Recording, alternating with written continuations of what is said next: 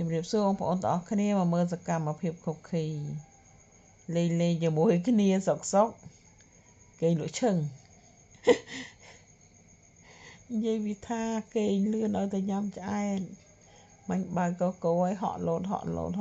នឹងចាប់ពោថតតិចគេលក់ទៅលើដៃយើងឈឹងឲ្យតែបាននៅលើយើងចង់ធ្វើអីក៏ធ្វើទៅឲ្យតែបានយើងអោបស្គាល់តាហើមចេញចូលយើងស្គាល់ក្លិនយើងថើបចុះថើបឡើងហ្នឹងអូថ្មិចភ្នែកលឿនណាស់ចរិតក៏តាមពិតមិនកេងនេះទេមិនកេងសុបទេបានយើងថ្នាក់ថ្នមធ្វើថើបអោបអញ្ចឹងទៅធ្វើថ្មិចភ្នែកគេញ៉ៃ